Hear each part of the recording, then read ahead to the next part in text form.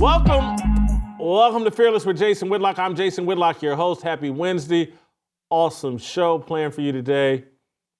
We got a three-headed monster today. Warren Sapp, Brett Favre, and Steve Kim. Warren Sapp, Brett Favre, and Steve Kim. A three-headed monster. It's going to be a terrific, awesome show. I need you guys to help me fight the algorithm. Start pounding that like button. Start hitting the subscribe button. Start hitting the notifications. Get in the comments. Leave a comment about this show.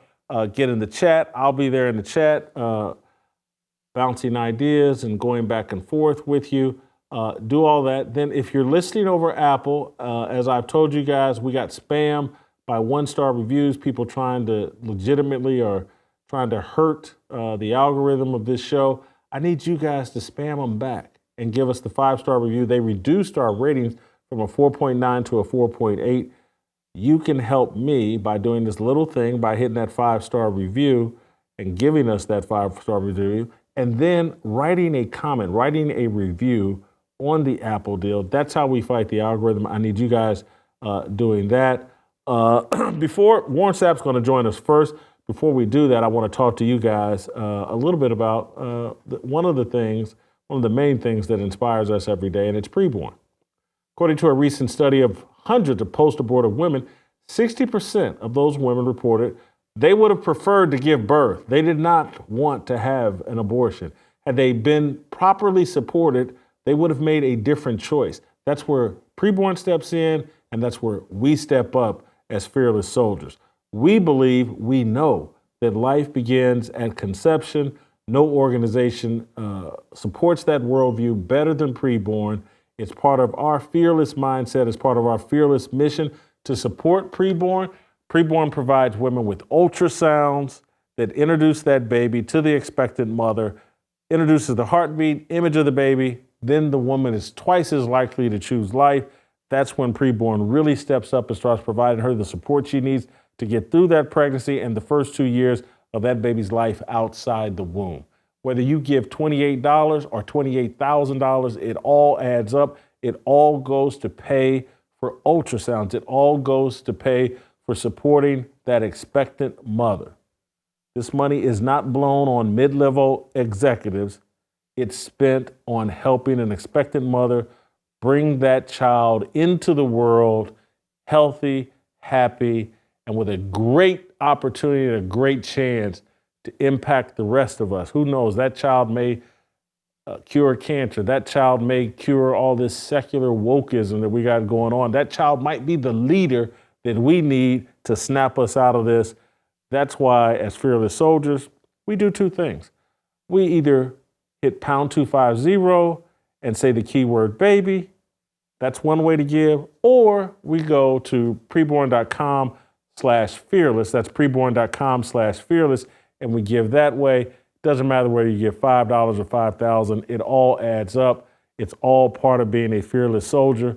Do the right thing. Support preborn. And then send me an email when you do at fearlessblazeshow@gmail.com. Preborn. My reason for waking up every day. My reason to do a great show. My reason to have Warren Sapp and Steve Kim and Brett Favre on today's show. You got support preborn.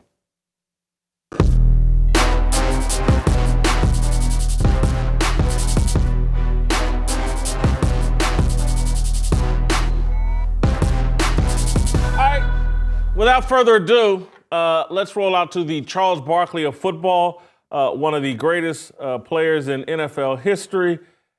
And he might be even better talking about football than he is playing about football. Is that an insult? Is that not even a little bit. Are you offended by that thought? Not even a little bit. However you want to call it, just make sure you call it. Just make sure you call it. That's it. I mean, football, dancing with the stars, whatever you want it to be, make it your scenario, and I'll see if I can fit the mold. All right. Well, I think he's as good talking about football as he was playing football, and he was really good playing football. Warren, scoring across the National Football League is down significantly. I'm reading here from the AP, the 20.6 points per game scored by offenses so far this season are the second fewest in the first 6 weeks over the last 10 seasons. 88.2 passer rating, second lowest in the last 10 years. The 5.2 yards per play, the lowest through 6 weeks since 2006. I started pointing this out this weekend. I was like, man, there's only going to be 2 teams that score more than 26 points. Only 2 teams scored 4 touchdowns this weekend. You go back 2 weeks ago, I think 6 teams didn't score a touchdown at all. Do you have a theory on why offenses seem to be struggling? They don't want to work. They don't want to practice. It's that simple. I mean, you go to an NFL training camp, and you almost like the old Wendy's commercial. Where's the beef? Ain't nothing going on around here. I mean, where's the beef? Where's the work being done? Where's the one-on-one? Where's the, after practice, jugs machines, the different things that, we put in during a week of work to go out and showcase our talent. It's just not being done right now in the National Football League. And across the board, they don't practice. It doesn't matter where it is. I mean, I went to Tampa this week for Creamsicle Day. Looked like Creamsicle Week. Looked like the old Bucks back there, back in the McKay days where he was talking about his execution of his team. Yes, he was all in favor of it. So, yeah. And I talked to my man on the way out because I snuck by and, got me some of them goodies that they had, the old Buck stuff.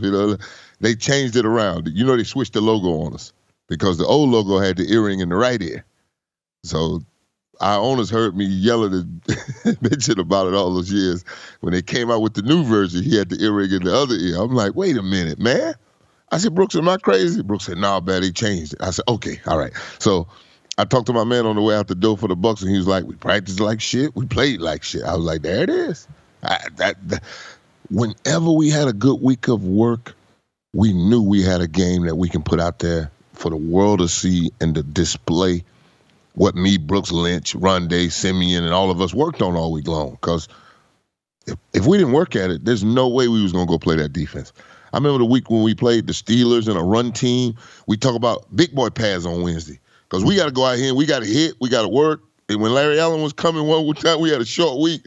Tony Dungy came in there and said, we're going to have shells on all week. I stood up and said, the hell we are. You're not sending me to see Larry Allen with no high pads, no weekend working pads. The whole team looked at me and they said, yeah, we can't argue. Sapp want to put his pads on. Go put his pads on. No, we're going to work. You got to go to work. No. And I contend, but maybe you disagree, that offenses need practice probably even more than defenses, and that's why the offenses are just getting their butts kicked right now. And I tell people this, the fastest adapting organism on the face of God's green earth is the NFL defense. We've seen it all. We've seen the Wildcat when Ronnie Brown came out and bashed Bill Belichick upside the head and looked like he didn't know how to coach defense anymore. We got Lamar Jackson that was a unanimous MVP playing 11-on-11 football. Where's your new wrinkle? We've seen Philly. Where's your new wrinkle? There's no wrinkles. You just got to execute it. And we look at Lamar Jackson a week ago, 3 touchdown passes dropped, 8 passes total in a game. And they have gloves that stop the ball from rotating. I don't get it. You don't have to worry about getting hit. You still dropping the ball? It was no rule. You might well catch it because you go get hit. That's why it was called a bang 8. When the ball came, it goes bang. So, man, they got all the advantages and they still don't want to do the work. And they're getting paid 2 kings ransom. Not 1, 2 kings ransom. Is it fixable? They got to make them work. They got to make them practice. Just like the NBA just implemented a participation rule in the NBA, you got to practice. You got to practice. But you know why they're not practicing, Whitlock? Safety concerns? What? Oh, yeah, that's it. But you'll throw a guy out of the game for hitting a guy in the head in London in the first quarter of the Jacksonville Bills game. Throw him out of the game. Huh? It's a fast game being played by fast men, and you can't lead with your shoulder without this being in front of your shoulder. I mean, just show me that how you want that tackle to go down. Well, I lead with my shoulder and my head's not in it. I just want you to demonstrate it for me. Rules Commission. That's it. Tom Brady, another all-time great. He'll be joining you guys in the Hall of Fame very soon. Been a bit critical of officiating and also said that, they're going to turn this thing into flag football. Here, I want to play this clip and get your reaction to Tom Brady. Last night in that particular, because it's so obvious and because it's at the end of the game, everyone wants it called. And you'd always love the refs to get it right. They don't always get it right. They mess up too, just like we as players mess up. So I don't think you always blame the refs. I don't think, you can always let the refs off. I mean, there's always probably a middle ground in all of it that you're hoping over the course of the season, they balance themselves out. And maybe you're on the positive end of one of those calls, and then they have instant replay for other calls that they've tried to implement over a long period of time where they're certain to get it right. Because it's not like Wimbledon, where basically refs are meaningless now because they got the tracker and there's so many different violations in football. I would actually like to see less violations called, focus on the important ones and let some other things go. I saw DK Metcalf got penalized for unnecessary roughness. He's, I don't know whether it's unnecessary or not, but all I know is the defender's got every right to, push back on DK, but he doesn't do it. So DK throws him on the ground. They throw a flag. I'm like, I don't understand what the flag is. This is football. This is not, this isn't touch football. This is real football. And I think the physicality, which people really enjoy, I certainly enjoyed. I love that physical element of the sport. I don't think we should ever lose that. And I think that we are, there's so many people that are, want it less and less physical. It's more like flag football, which is going to be in the Olympics in 2028, which maybe football goes to flag football over a period of time. And I don't think fans will like that much. Then everyone should stop bitching about, unnecessary roughness calls. That's why I want that. Focus on the quarterback.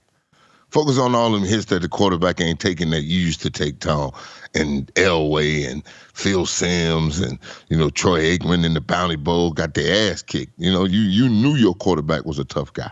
You knew your quarterback was staying there and, throw the ball when the blitzer was coming right down the pipe. That's not the NFL we live in anymore, Tom. So welcome to us old guys that used to, reminisce about the old days. Welcome, Tom. We've been waiting on you, baby. You done went back to work a couple times, won the second Super Bowl for my Bucks. We know we love you, but hey, welcome to the what it used to be like looking at the NFL league with the rest of us old guys. That's all it is now. I mean, I remember that one time Tom was running around in the pocket and I think it was Sean Merriam or one of them guys hit him from the blind side. You thought Tom Brady's teeth came out of his mouth. But oh no, Tom Terrific went right back in that thing. Tom Tough guy. I mean, that's when you knew. That's when a quarterback got value and love from his teammates when you stuck your nose in there. And the ones like Matt Ryan that slid in the red zone, we went, we're not fighting for him. Tom is right. Tom is right. So a lot of people miss that about Tom Brady because he got hit in the knee and they changed the rule about hitting quarterbacks low in the knee. And Brady, playing the game and being a competitor, they started changing the rules and he adapted and started looking for those calls. But I remember the first 5 to 7 years of Tom Brady when he didn't have the super amazing stats. But I remember writing at the time I think y'all missing what makes Tom Brady great. There's been 2 quarterbacks that I thought, and the first one didn't make the Hall of Fame.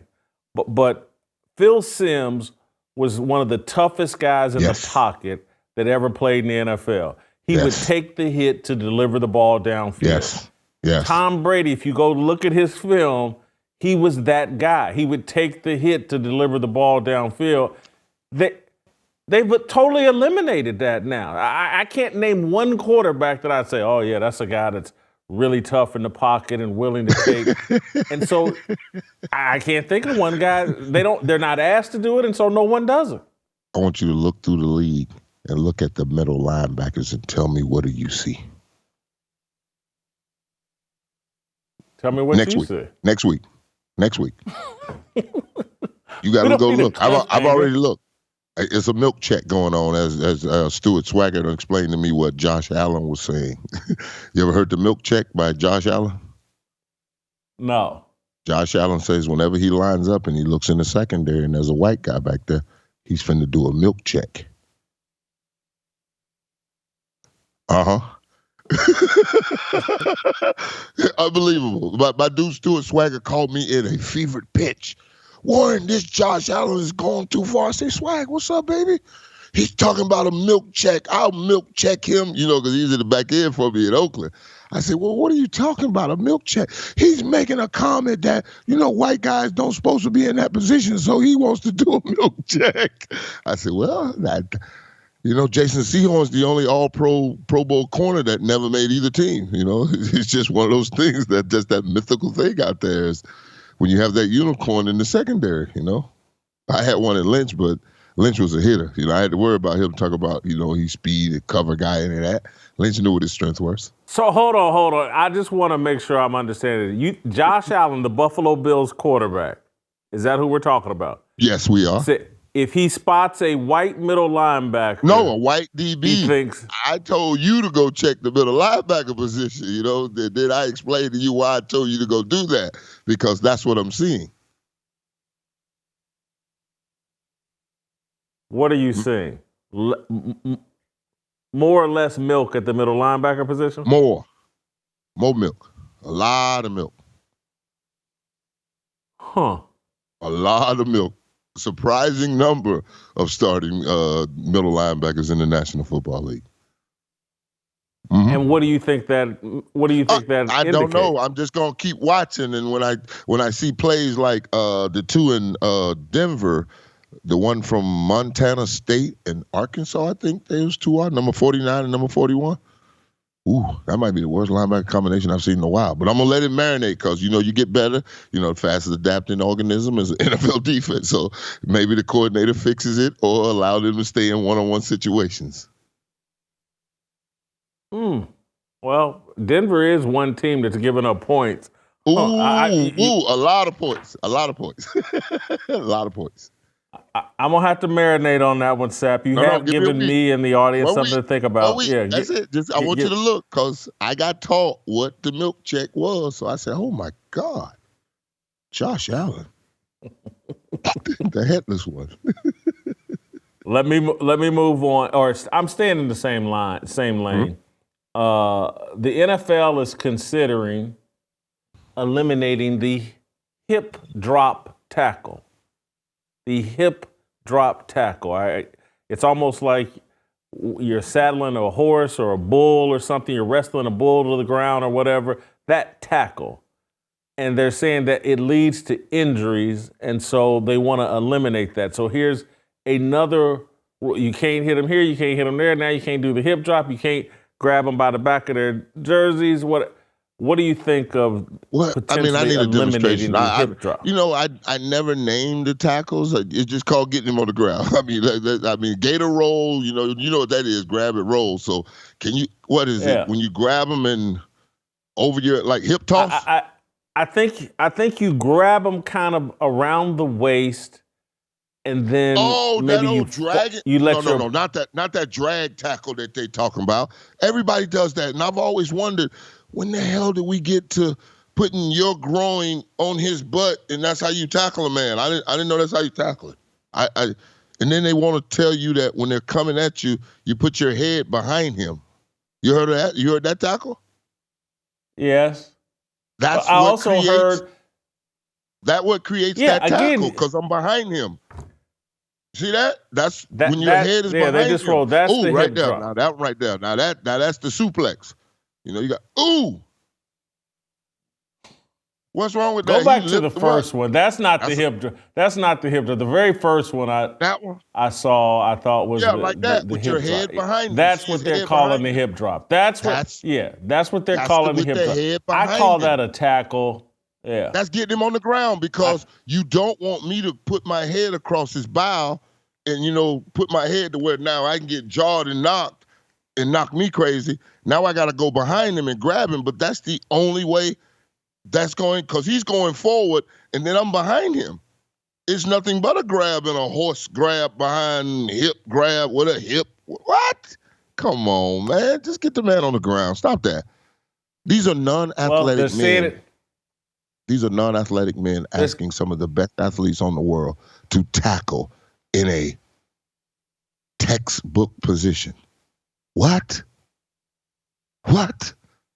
Stop it. They're saying it leads to injuries. And to me, when you're paying these guys all of this money, and so I want you to sit there as a fan, not as a player. You're seeing all these guys get paid all of this money, and now and people are saying a lot of the money is guaranteed through signing bonuses and all that. There's a high percentage of the money that's guaranteed. And so now the owners got all this guaranteed money tied up in them. They're very paranoid about someone getting hurt. And it's like, man, I done paid this dude all this money. He gets the money whether he plays or not. If he's hurt, he gets paid.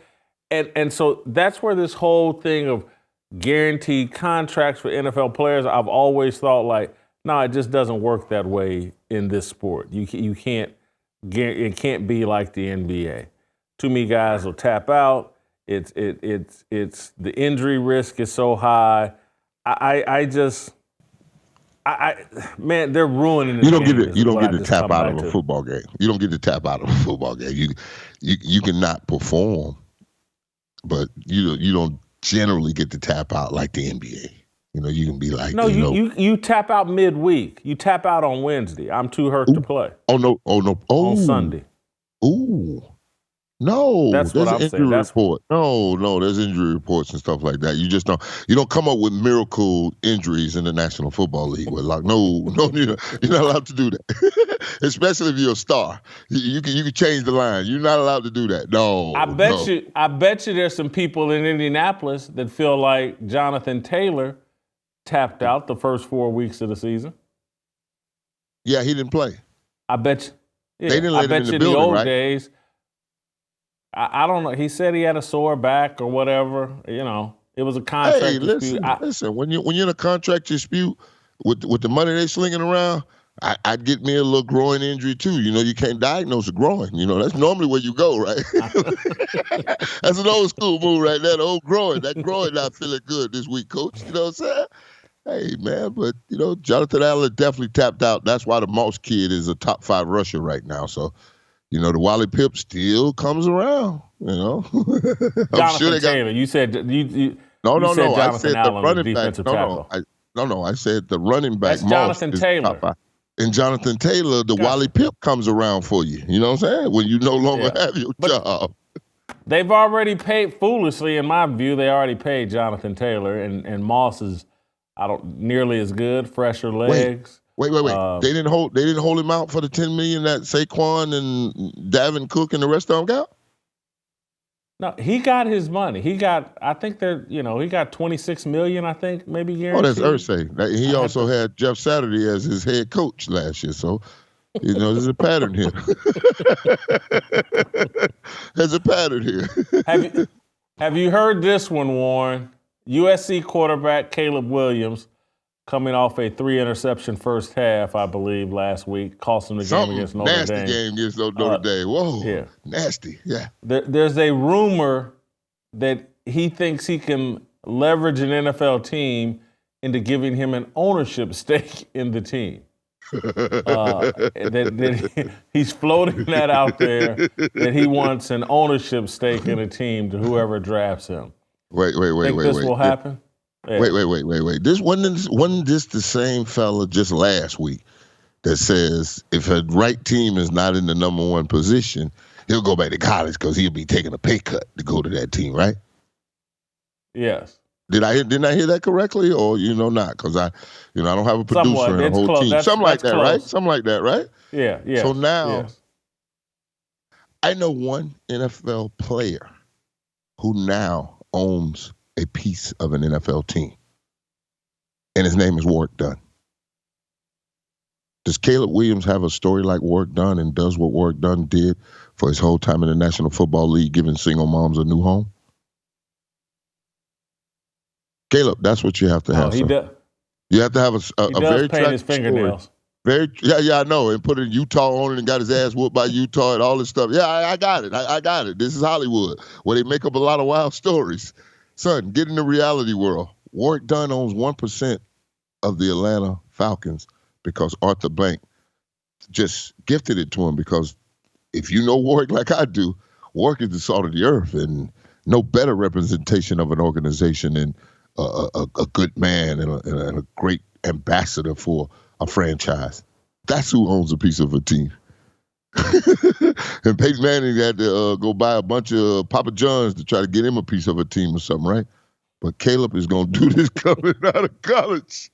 I love it. Hey, man, ask for the world and see if they'll give you, a mountain. Why not?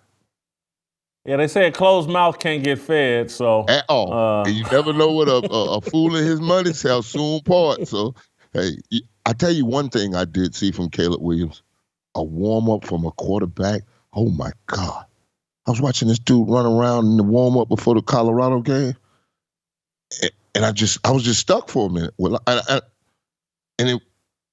I said, I've never seen a quarterback warm up like this. This young man was rolling and throwing it, and I said, ooh, I would love to have a quarterback like that. Just watching him warm up gave me confidence, and I wasn't even playing. I mean, I'm like, woo, he's something special.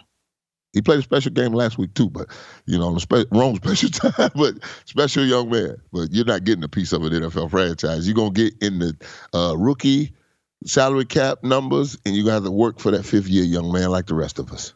Welcome. You mentioned Colorado, and you almost triggered me into asking you a question about your Buffaloes, but I'm not going to do it. I'm not going to mention that not they gave up a 29-point lead. Not my Buffaloes yet until a check comes, and you know how that goes. You'll get ownership until I get some vittles. Then I'll. Let me ask you about a team you did see. That you did see. You saw the Detroit Lions this weekend. Take it to your Tampa Bay Buccaneers. Are the Lions a legitimate Super Bowl threat? I'm not going to go Super Bowl threat, but I like what they're doing, because when you have a top 10 offense, defense, and I'm not just talking about the yards, because that's how they judge NFL defense, is about the yards. But I'm talking about third down, points, and what's my 3 thing? Third down, and run defense, because that's got to travel. And who do they play this week? The Ravens, where the quarterback even runs. So I like what they're doing. I like Campbell. I saw him in the tunnel because I remember playing against him. I said, "What up, coach?" And he turned around, looks, gave me a handshake. I said, "Bite some knees, but don't bite too hard today. Them my boys out there." Because I saw a very physical football team coming into a place that we talk about our run defense, but we don't hit like a run defense.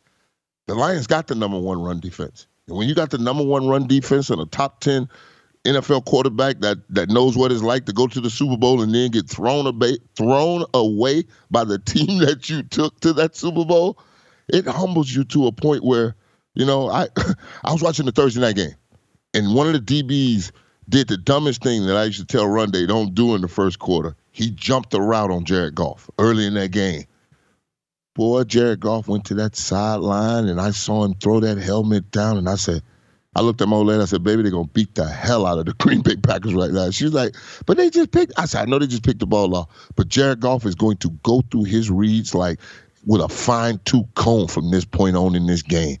And boy, did he do it. I called Rondé. I said, "Rondé, you see what I'm talking about? Don't jump one of them boys in the first quarter. You piss them off." And then they go through all their reads and make sure that people are exactly where they're supposed to be. And he is playing MVP football right now. MVP football right now. And I never thought I'd say that about Jared Goff. The young man is on his game. They got a run game behind him. And then Hutchinson and crew over there shutting down the run and turning them into a one-dimensional team. And they're coming to get the quarterback. So they got everything you need. But let's see how healthy they are, because that's the biggest thing. The NFL is a marathon. And at the end of the year, ain't no more gimmicks, ain't no more trick plays. It's going to be, can you physically move your opponent and run the ball like they've been doing, and can your quarterback, make plays on third down? And they're making them on both sides. Top 10 on both sides of the ball. Third down on defense and offense. And that always helps you in a football game. 3 more snaps, 3 less snaps for your opponent, you can win games. Finally, Sapp, before I let you go, Emmitt Smith, one of the greatest running backs of all time leading rusher.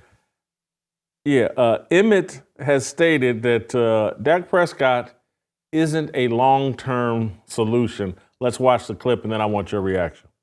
One of the secret things with the Dallas Cowboys this year is they have to decide if they're going to pay Dak Prescott long-term. CC brings it up all the time because it's a major issue. Emmitt Smith, would you give Dak Prescott that contract? At this point, I probably wouldn't. I think there are other positions on the football field that we need to have. We need to create. See, our defense have great chemistry. Mm-hmm. Great chemistry. Offensively, we don't have the chemistry that's required. We're not matching what our defense is doing from a chemistry standpoint and functionality standpoint and aggressiveness. Defense flies around the football all the time, and they're playing solid. Now, granted, they ran into a buzzsaw against these guys at the 49ers, and the Cardinals hit them with a bunch of energy. So we didn't match that energy offensively. We didn't match that energy on the defensive side when we played the Cardinals. And so I think chemistry is one of those things that truly creates quality football teams, offense, defense, and special teams. That chemistry come together. You have the Eagles. You also have the Niners, and you also have teams that win championships. That's what you have. Sounds to me like he's questioning Dak a little bit, not just as a passer, but as a leader. He's not creating the right chemistry on offense. Absolutely. Seems to be what he's saying. Absolutely. What he's saying is Dak don't have the confidence of the people in his huddle or around his huddle or in the organization to follow him. And I think that's a disservice to Dak. It really is. The Cowboys' offensive line is a mess. They got a guy wearing Larry Allen's number that should not even be in the National Football League, their left guard, number 73. It's a tragedy. And then you put this little running back behind Dak and Tony Pollard and say he's going to carry the load. And then you sign the little running back Deuce. What is he going to really do for your football team unless somebody gets hurt or the game is out of question? And it's like a gimmick for the fans. You know what I'm saying? We got this little running back that's going to run around in Big Texas, in Big Jones Mahal. It's a joke. And you tell me number 33 on defense, Lewis, Lamore, whatever that boy name, stop it. And then the milk check beside him in 55. Come on, let's stop this. Let's really take a good look at your Cowboys and evaluate it without the Dak Prescott hate. Because Troy Aikman wasn't that great of a quarterback. My quarterback, Brad Johnson, has more throwing touchdowns than him. Stop it, Warren. Stop it, Warren. What? Aikman was on a complete offense with a running game and an offensive line. Troy Aikman could have put up numbers. Troy Aikman could have. Coulda, shoulda, woulda? Yes, that's what you're telling me? He didn't have to. He won 3 Super Bowls. So you're telling me Jimmy Johnson, one of the greatest coaches, Hall of Fame coach, had a 50,000, 300 touchdown passing quarterback, and he didn't take advantage of it? He let Vinny Testaverde throw the air out. He won 3 Super Bowls. He let Vinny Testaverde throw the air out the ball in that Fiesta Bowl with 5 picks in the Penn State game, but he had Troy Aikman, the blue-eyed wonder, and he wouldn't let him throw? That's why Michael Irvin got 750 catches and only 65 touchdowns? Because Jimmy Johnson didn't want Michael Irvin to have them gaudy numbers? Stop it. No, Warren, stop it. You know that took the ball there's out a guy named Emmitt Smith that you just watched who's the all-time leading rusher in NFL history. You know why? Because so if you got the all-time leading rusher in NFL history, you can't also then have one of the all-time great passing yardage guys. You can? LaDainian Tomlinson and Phillip Rivers weren't in the same backfield? How many Super Bowls they win? Roger Craig was the first 1,000 running back. Now you're comparing Roger Craig to Emmitt Smith. No, you're saying you can't have both. Marshall Faulk and Kurt Warner didn't function well. Who's O.J. Simpson's quarterback? Who was O.J. Simpson's quarterback? Who played quarterback for Jim Brown? I wasn't even born. Who's Eric Dickerson's quarterback? I know him. Oh, Vince Ferragamo. I got that quarterback? I got that part. Oh, no. Because who's Earl Campbell's quarterback? Dan Pastorini. Who's Barry Sanders' quarterback? Scott Mitchell. Charlie Who's Walter Jack, Payton's quarterback? The Bob world Avellini? champion Jim McMahon. Jim The world McMahon? champion, Yeah. the Super Bowl champion Jim McMahon. You can run into a trap sometimes with them crazy things. I'm not allowing this Troy Aikman slander. Troy Aikman could have been exactly what Tom Brady was. Could have been. Yeah. Could have. In the right system. So could Kelly Holcomb. Yeah. So could Kelly Holcomb. Because ifs and buts was candies and nuts, every day will be Christmas, Whitlock. All right, brother. You gonna make me mad that I introduced Troy you the way that Aikman I was did. on the TV and said that's the first time he used a little telestrator to count 12 people in 25 years. I'm like, really, Troy? Stop it, man. Yeah. And this is why I call you Charles Barkley, because sometimes Charles Barkley spins off the road and you just spun off the road. I'm done with you, Warren. I love you. Yeah, you just spun off the road. I'm done. See you next week. That's Warren Sapp. This man just tried to slander Troy Aikman. Take him off the screen, please. Thank you. Disconnect him. Hey, guys, before we get to Brett Favre, the fun slinger, I want to talk to you guys about Bank on Yourself. Are you being lied to? Wall Street tells you to put your money in an IRA or 401k. They say that risking your life savings in the Wall Street casino is a secure investment for the future. Yet studies show the average American who follows that advice will outlive their savings by 10 years. Bank on Yourself is a better way to grow and protect your hard-earned money. This retirement plan alternative has never had a losing year in over 160 years. With Bank on Yourself, your plan doesn't go backwards when the markets tumble. Your principal and growth are locked in. You get access to your money for any purpose with no questions asked and without government penalties or restrictions on how much income you can take or when you can take it. Try doing that with a 401k or IRA. You can't. This is the strategy famous businesses like McDonald's have used, and almost anyone can do it. Your money is guaranteed to grow by a larger dollar amount every single year in both good times and bad. Do you want guaranteed, predictable annual growth, control of your money, and tax-free retirement income? Then go to bankonyourself.com/fearless, and we'll send you a free report with the proven retirement plan alternative that banks and Wall Street are desperately hoping you never hear about. Just go to bankonyourself.com/fearless for your free report. Bankonyourself.com/fearless. Brett Favre, the fun singer. Next.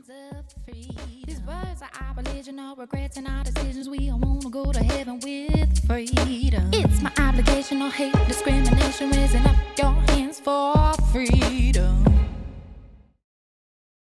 Daily Dose of Dion, previously on Fearless.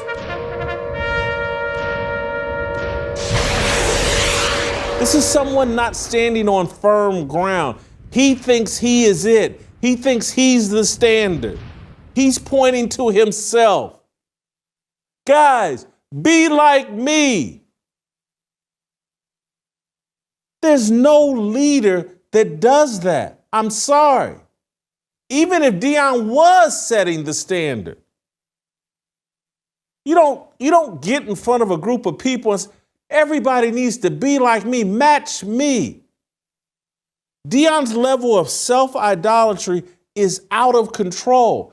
And those of you unwilling to call him out and criticize, those of you running to anybody that says anything about him, oh, they're racist or they're a sellout, you're contributing to the failure of Dion.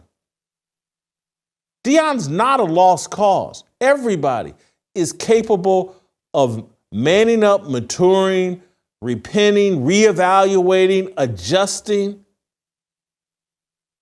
But there's no reason to when you have a chorus of people screaming and yelling and rationalizing every mistake you make.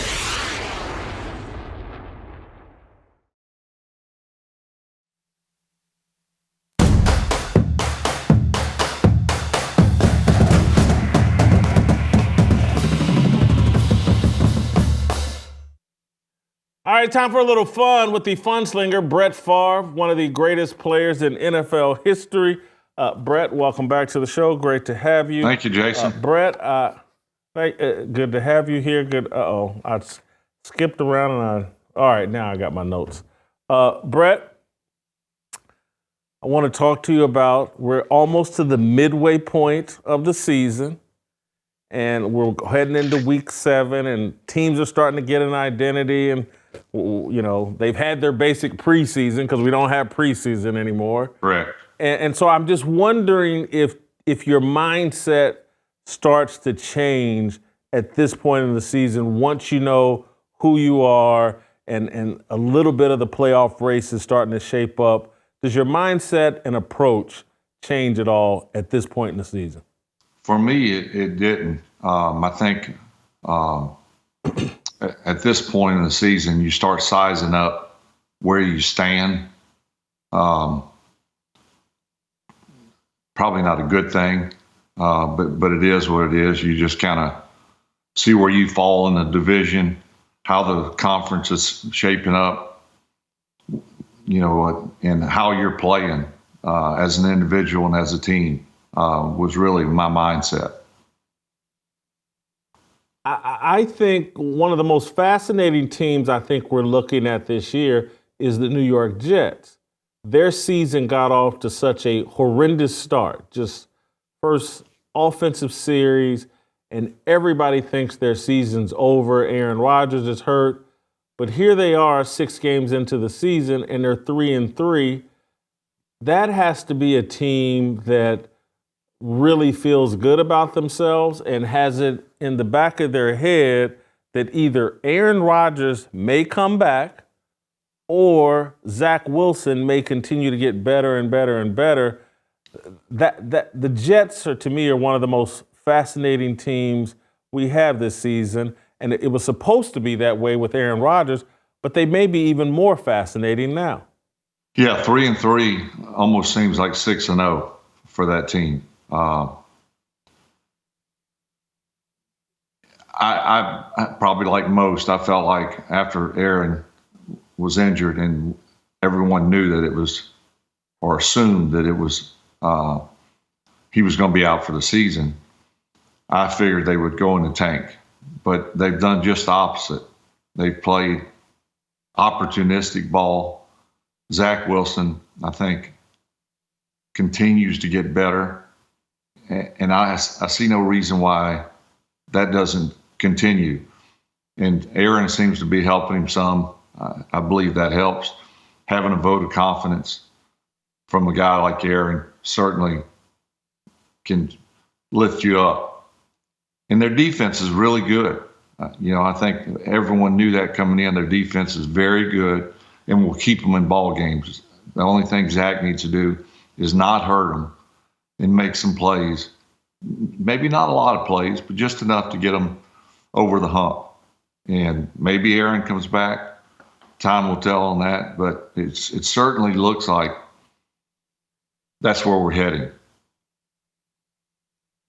The media had jumped on Zach Wilson. He had been the guy that, going back to last year, he was the guy the media decided, hey, we can pile on this guy. We can crack jokes about him. We can tease him for some off-the-field issues, I think maybe related to his mom. And I'm not playing dumb. I don't even remember the details, but I just know it had something to do with somebody's mother. And now he's kind of become this underdog story where players around the league, players in his own locker room are rooting for him. And there's a lot of times athletes and coaches always say, man, I ignore the media. I don't pay any attention. I have no idea. I don't read the newspaper. I don't get online. I don't care. Were you that way? Is that true? Did you pay attention to what the media had to say?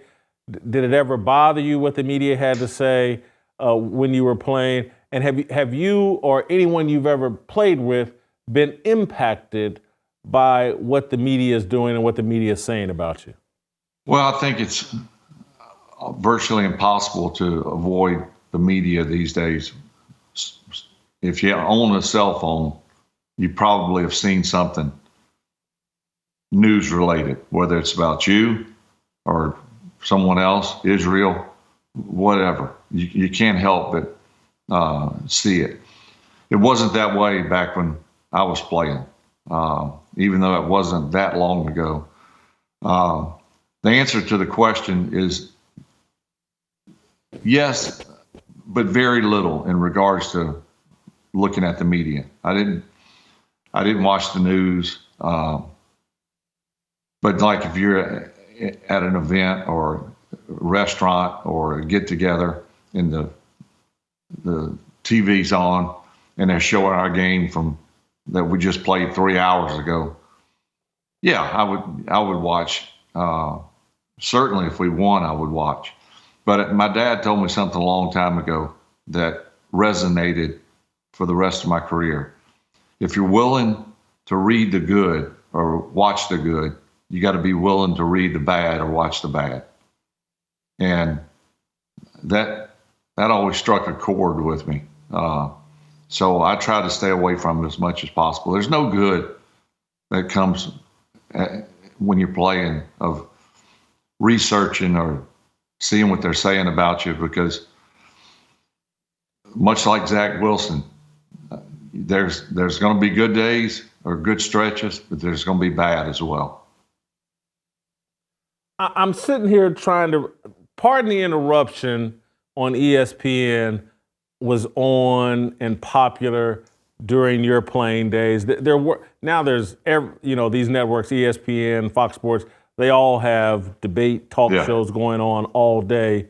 But did you ever watch, pardon the interruption, Mike and Tony, and care about whatever they were saying about you or the NFL? No, I know both of them. Have talked to both before at various times, but I know exactly what you're talking about, the show.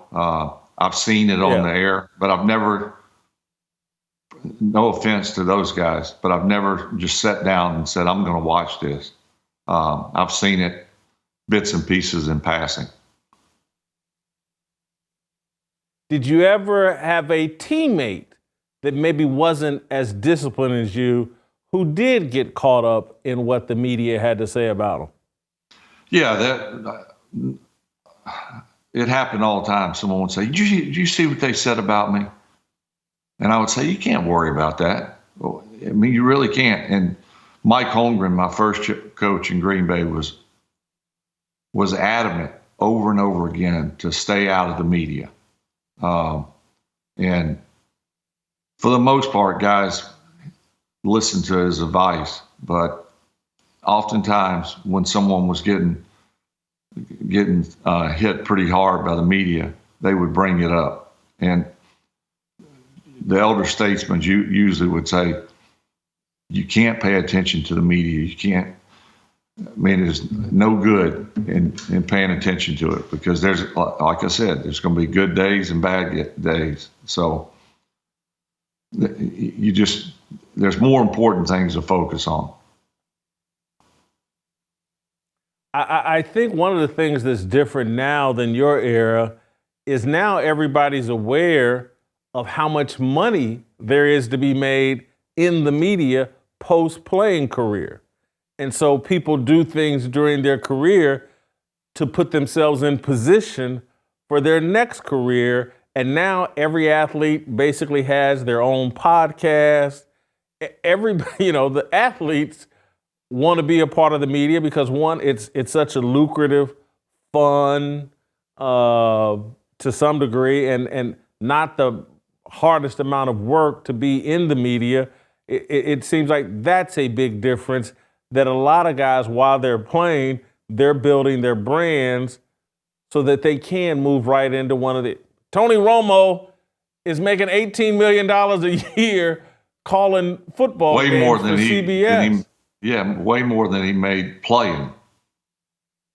Go figure. To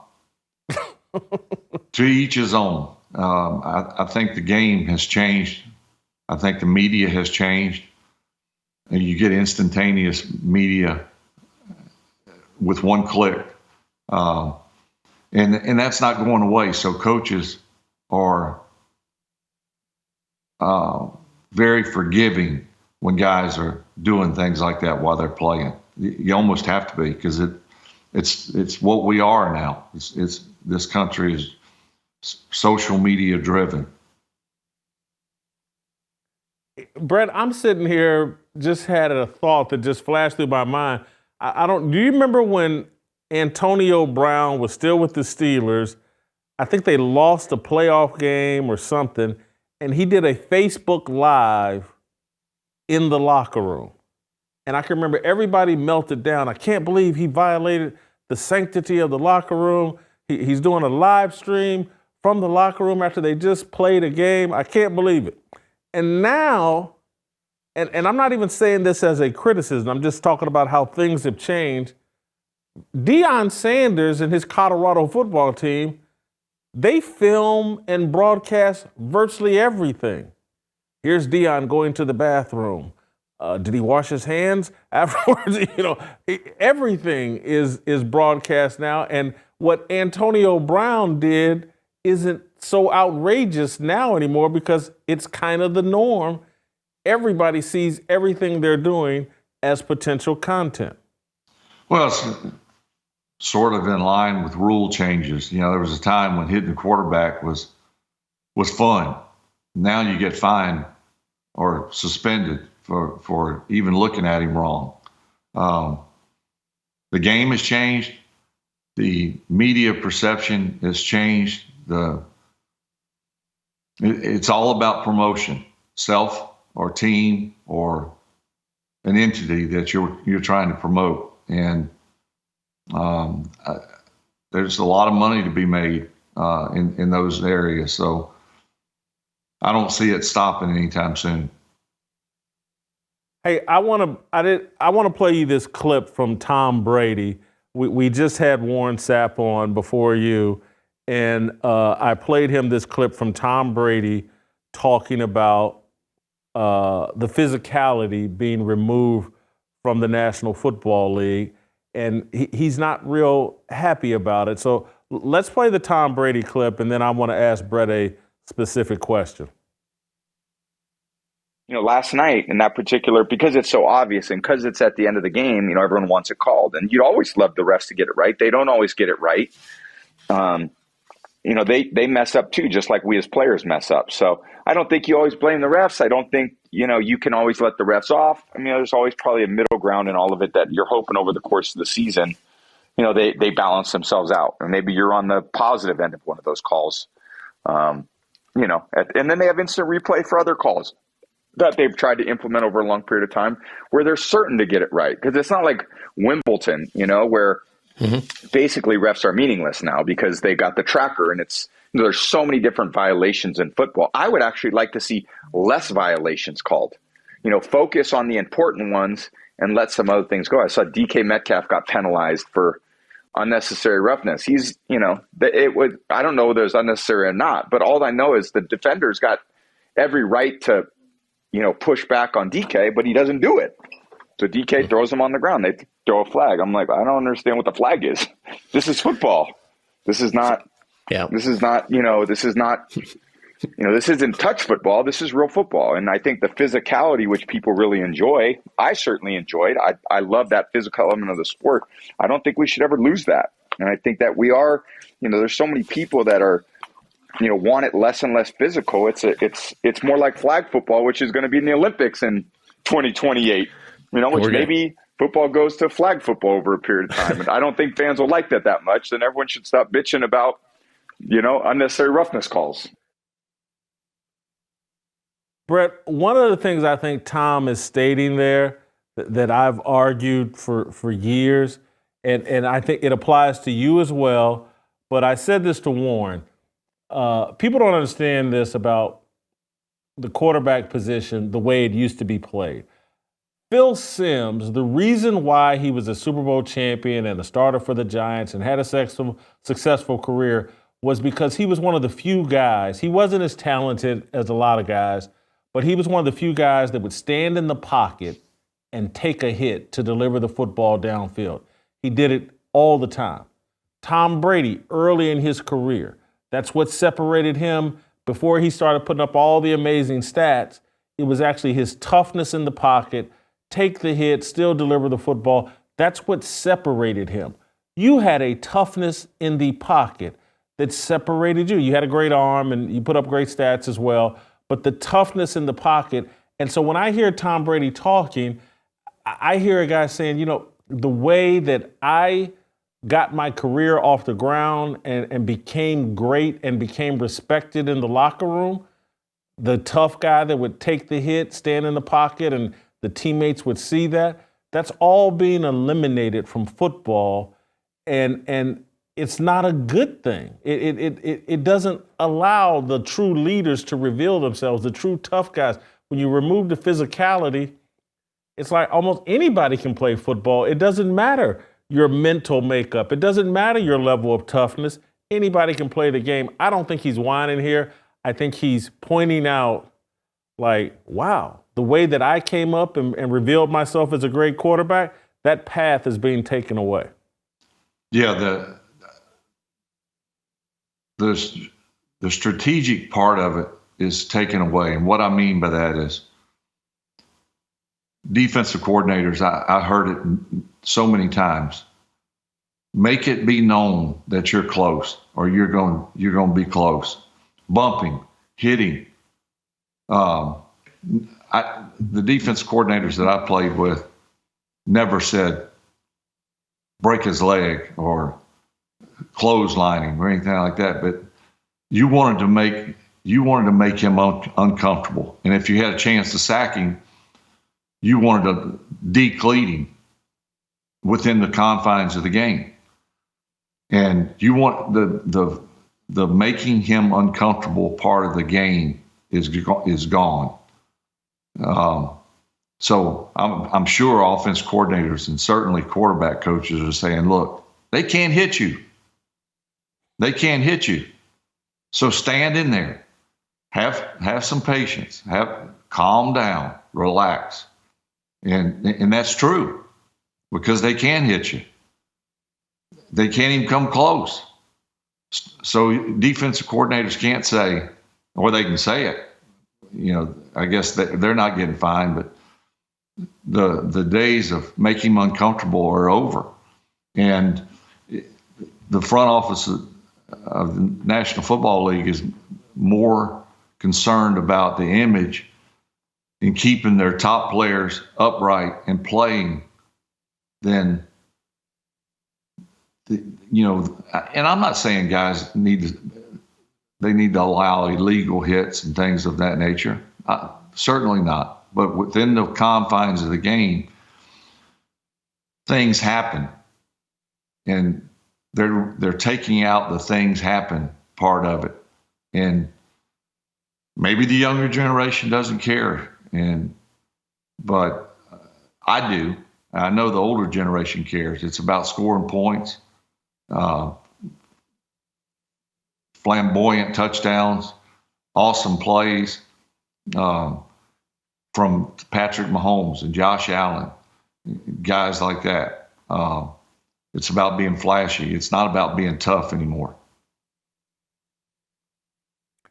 What's weird, Brett, and we've talked about it this week, scoring is actually down. Quarterback play, quarterback ratings actually down. They're not playing as efficiently as they did in previous years. They're kicking more field goals. Again, scoring is down. They've done all these rules to make it easier on the quarterback, make it easier on the offense, and it's not working. I think, and I argued, and I told Warren Sapp this, and I said it earlier this week, it's like if you eliminate practice, you're really hurting the offense. You know, defense needs to practice, but defense needs more to tap into emotion and have that emotional energy to play. Offense is very strategic. I can give you one example of something that I see a lot less of in my view, and this is speculation on my part. Someone needs to check it out. But in Kansas City, they had an offensive coordinator under Marty Schottenheimer, Al Sanders, or was he was there with Dick Vermeil as the offensive coordinator. I think he was a wide receiver coach with Marty. But Al Sanders' offense had so much pre-snap motion. Guys were just moving all around. And it feels like I see less of that now. And I attribute it to, it's like, well, they don't have time to practice, So they don't trust putting all that in. And so guys now tend more to just line up, stay where they're at, and hope no one jumps off sides. But scoring's down, and I think it's because they're not getting enough on-field practice to run efficient offenses and even prepare the quarterback, particularly for red zone situations. Well, they don't play in preseason. I don't know how much they participate in the off-season workouts. Used to, it was mini camps, and then it's OTAs, and I'm sure select quarterbacks, if they choose to be there, are very welcome. But if you're going to be there, you're probably not participating. And I think another element to it that maybe it needs to be fact-checked, but too many players are moving around. And I'm saying moving around, moving from team to team. So the days of Joe Montana throwing to John Taylor and Jerry Rice, Brent Jones, Tom Rathman, Roger Craig, how long were they there together? A long time. And then Steve Young had the same cast. So that element seems to be gone. Continuity. Yeah. Continuity. So you're throwing to a different guy every year. And there's a few exceptions. But the way one guy runs a route that you trusted and you knew with your eyes closed that he would be there, I think those days are over. And I think that's a big part of the lack of point scoring and production. That's a great point, and I'm glad, because I'm going to be writing more about this and talking more about this, because I don't, all the fun and all the points that the NFL is supposed to be delivering, and it's just not happening. And just, I'm not asking you to comment because you'll sound like a grumpy old man, but I can say it. I'm a sport. The quarterback play, it's significantly dropped off from your era, from the heyday of the NFL when it went from Brett Favre to Peyton Manning to Tom Brady to Aaron Rodgers to all these different guys. It's just not the same. The quality of plays just not as good. Brett, I want to ask you on a lighter note. Thinking about all, Caleb Williams, USC quarterback. There's a rumor that he wants to demand a stake in whatever team that drafts him. He wants an ownership stake. And it just made me think about all the money these young guys get, and now they're talking about, hey, I want an ownership stake. When you're a second round pick, you got $300,000 or $400,000 in a signing bonus in the early 1990s, and I think your first contract was for $1.3 million over 3 or 4 years. What did you do when you got your first big paycheck? Who'd you blow some money on? Well, I really didn't blow any money. The first thing that happened when I signed my contract, I got a $450,000 signing bonus. And I remember that as if it were an hour ago. And I remember it so well because Bus Cook, my agent, great guy, very smart, just keeps it real. He said, now, I want you to think about this very carefully. You don't have $450,000. You have half of that. The other half is the government's. So either you put it away now or have the team take out the half. That way, he said, I would recommend that because that way you never spend it and then get in a bind. So he said, from here on out, if you sign a $10 million contract, it's $5 million. If you sign a $20 million contract, it's $10 million. So, and I was kind of like, wow. That was kind of, because I had $125 in my checking account before. And that's a true fact before I signed my first contract. Now, what I did is I did buy my first car. My mom and dad were school teachers in Mississippi. I can't tell you how many times I asked for a car. They had 4 kids. And my dad, I'm not going to repeat what my dad said because it's bad language. But so when I got my first contract, I went and bought an Acura Legend and paid for it, wrote a check, didn't know how to write the check, had to have somebody there write the check for me. it was like $34,000 for the car. So I bought it in Mobile, drove it back to my dad's house, all excited. I said, Mom, Dad, come out, come see. My dad walks out and he says, now, why in the hell you want to waste your money on something like that? And I was like, okay. And life went on. But, I rented in Atlanta the first year and eventually bought a house in Green Bay at 2 or 3 years in. But I was fairly frugal. Your parents, they didn't want anything. They didn't ask for anything. You didn't have to buy them anything. No, the house we grew up in was fine. Wasn't nothing fancy, but it was home. I did buy my dad a truck at some point in my career.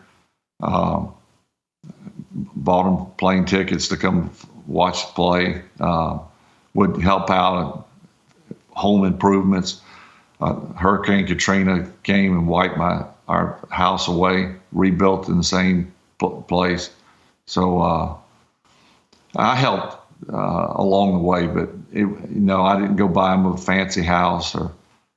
Now my dad did want some cows, so I bought him some cows.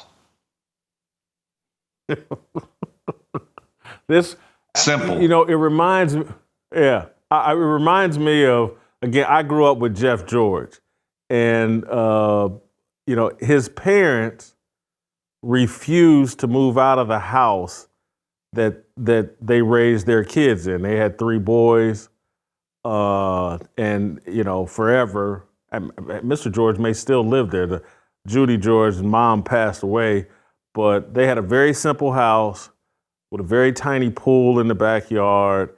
I couldn't imagine they paid more than $50,000 for that house, and they refused to leave. And I can remember Jeff, I think they had some shag carpet inside their house that he finally got them to replace that. But it's those are the guys that don't have family crawling into their pocket and asking for a lot of things and don't feel those are the guys that survive and don't end up broke. And so it sounds like great parents, great. That's good. You bought an Acura, $34,000 Acura. And it didn't go. It pained me to write that check for $34,000. I was like, this is a lot of money, which it was, and it's still a lot of money today, in my opinion. Yep. But we were raised that way. Mom and Dad didn't make very much money. I think combined they made $50,000, and that's including my dad being a football coach. So I remember one night when I was a kid, they called me and my older brother Scott into the kitchen, and they said, "You want to see something?" And we were like, "Yeah, sure." They held up a $100 bill. That was the first time I'd seen a $100 bill, and I thought, "Wow, we're rich." Funny how things work out, how you see things. It really, and finally, Brett, I was just thinking this morning, like, who is your favorite player? You're growing up in Mississippi. There's no NFL team in Mississippi.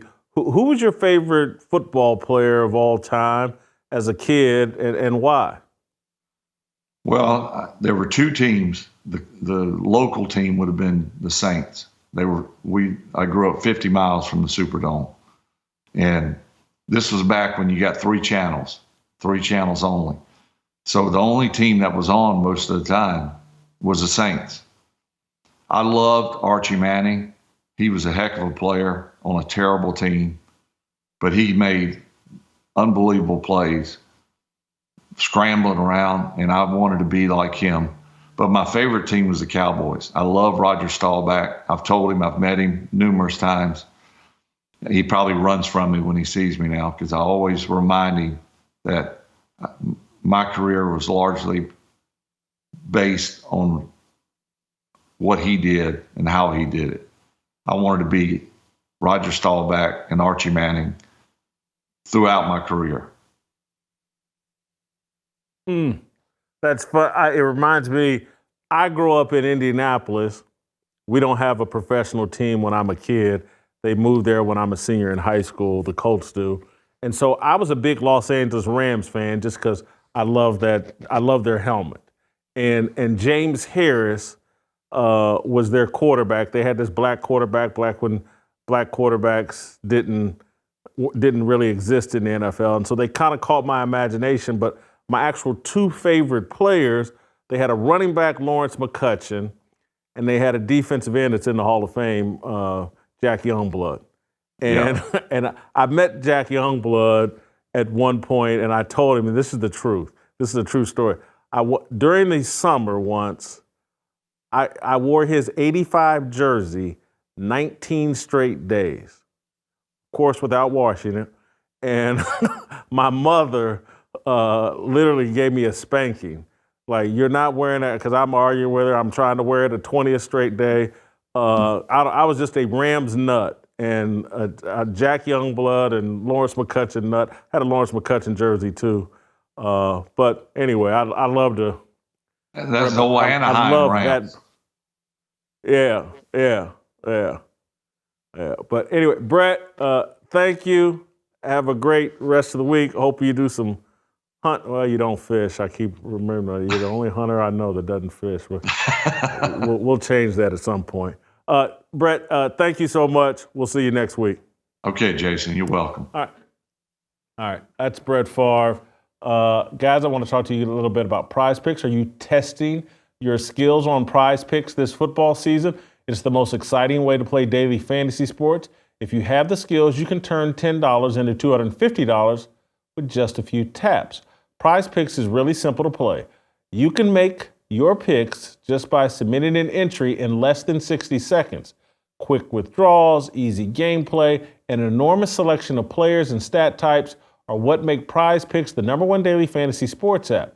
My mom, she loves Prize Picks. She's been playing all year. Hopefully you've been competing with her or taking her picks. Some of them have been awesome. Here's what she selected for this NFL Sunday. Mark Andrews, tight end for the Baltimore Ravens. She's got him with more than 55.5 receiving yards against Detroit. Jordan Love, Green Bay's new quarterback, more than 235.5 passing yards versus Denver. I kind of like that. Denver's defense stinks. And then Stephon Diggs. She's betting against Stephon Diggs. Less than 86.5 receiving yards against New England.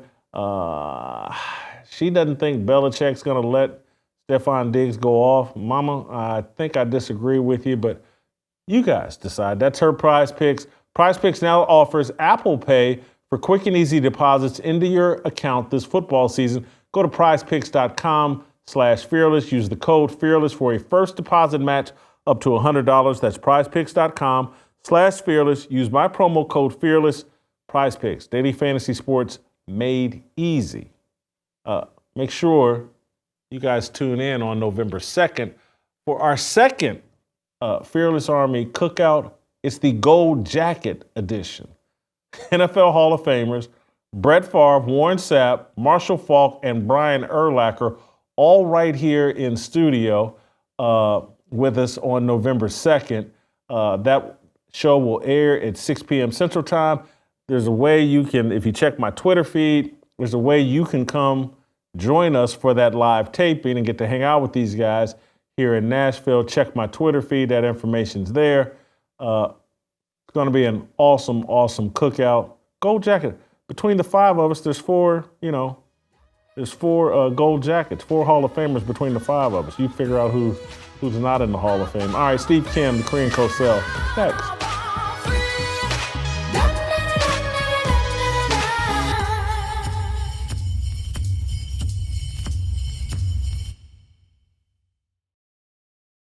The NFL in free fall. Previously on Fearless. The NFL is in free fall and no one cares, or no one is willing to talk about it. I do think people care. I do think people see it. but everyone's been paid off and everyone's basically lying about the game and what we're witnessing. It's no different. The thing with Enron was going on, it was going on for years, and anybody with a brain should have been able to see, like, oh my God, this whole thing is a fugazi. But they sold it anyway, and they sold Kenneth Lay, and they sold Jeffrey Skilling, and these guys made millions, and then it all collapsed, and people lost their retirement funds, people lost everything, tied up, and people lost their jobs, their careers, and some of these guys at Enron went to prison. The Kenneth Lay, he died before they sentenced him. He got convicted, but he died before they sentenced him. I'm telling you, one day people are going, very soon, are going to snap out of it and realize what we're looking at in the NFL. All these overhyped quarterbacks making $40 and $50 million a year that can't play a lick, can't read a defense, you can't criticize them, they don't practice, they don't have to do anything. And they're all getting ridiculously overpaid.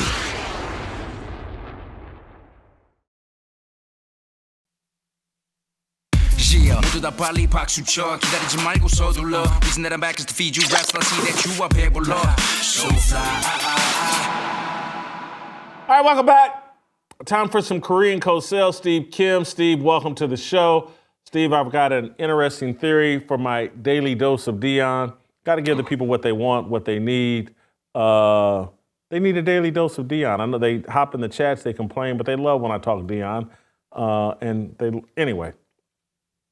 I don't know if you've noticed this, but Stephen A. Smith has been critical of Deion Sanders this week, and so has Shannon Sharpe. I want to play both of these clips. Let's play them back-to-back. Stephen A. Smith first, then Shannon Sharpe. And then I'm going to tell you my theory on what's going on here, Steve, and then we'll get your reaction. Let's play the clips. It's an absolute disgrace. Unacceptable. The fact of the matter is Colorado came into this game 13-point favorites, okay, and got outscored by a 13-point underdog, 46-14 in the second half after being up 29-0. They're now 1-3 in the Pac-12. Their defense has allowed the second most yards per game at 473.7, Shannon, and the seventh most points per game at 35.9 in all of the entire FBS. I believe that Deion Sanders is a coach. I think he's a hell of a coach. He needs some dogs, as he told us. He's about 7 or 8 dogs away, but here's the problem.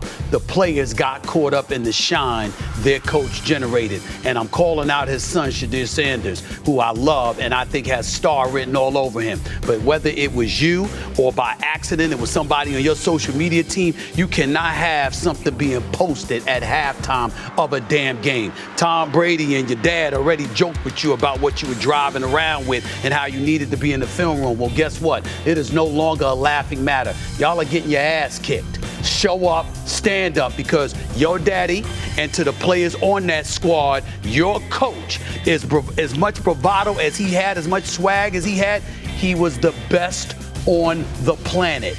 Week in and week out, you knew primetime Deion Sanders was the best probably ever.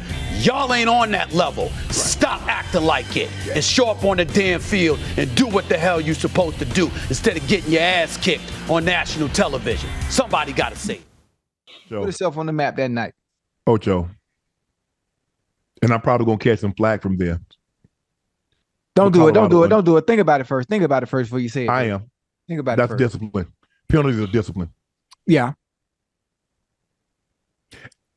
I'm not saying I know what coach says publicly, and I know what he says privately because I've had this conversation with him.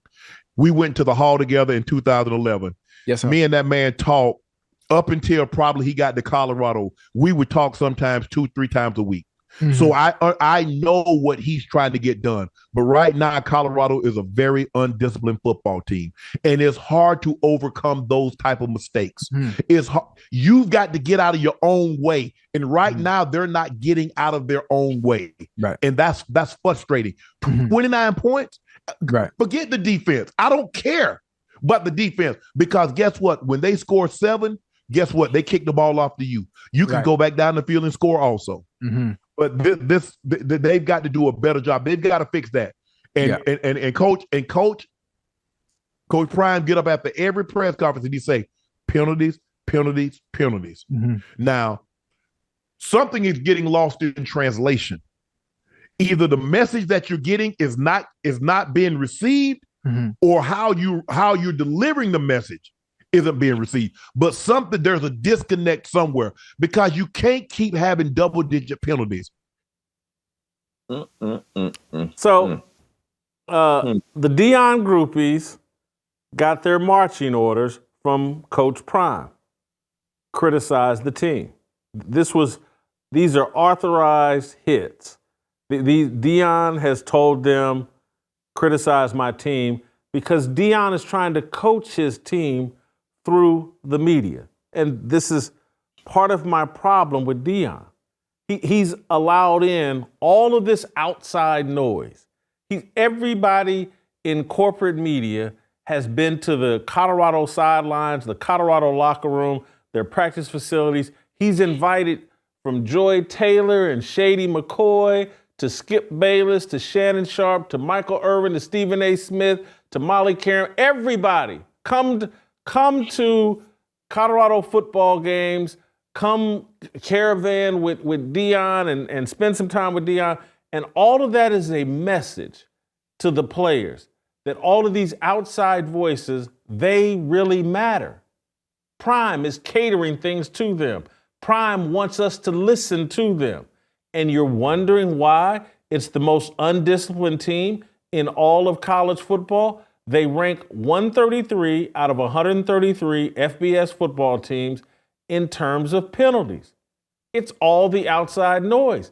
And now Dion thinks, I'm going to have Stephen A. criticize my son and criticize the team on TV. Dion co-signed this stuff. He put out a tweet. He said, Stephen A. Smith's criticism is accurate. Now let's move on. He's pointing his players to the outside voices. This is coaching insanity. This is coaching malpractice.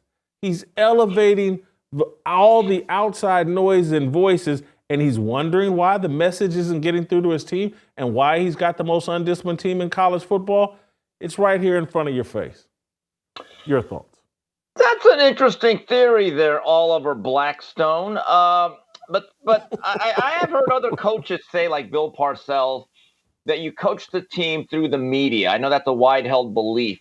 I do know this. I'm sure there's a chorus of Stephen A. Smith and Shannon Sharpe. They be cooning. They be selling out. They want the butter biscuits. And I'm pretty sure that people have now accused them of being tethers. I know the way this goes, judging the way boxing fandom reacts to criticisms of certain fighters. This is interesting. I give them credit, though, for at least saying it. Because when they blew that game on Friday night, I remember thinking, what are the Dion groupies going to say? Because, Jason, I don't think it took that much courage to actually state what was said. This team blew a 29-0 lead against maybe the worst team in the Pac-12 at home. I don't know what else could be said, to be honest with you. And there comes a time that even the likes of Stephen A. Smith and Shannon Sharpe, who are very, very secure in their position and are expected to stick up for certain things, they even care about their credibility. I mean, they are stating the most obvious things in terms of what took place on Friday night. But I will say this. I'm actually glad someone finally pointed out just kind of how obnoxious Shedeur is. Like, Jason, me and you differ on this. I'm actually okay with Dion. I think he's actually said most of the right things. He's acted like a head coach, at least on the surface.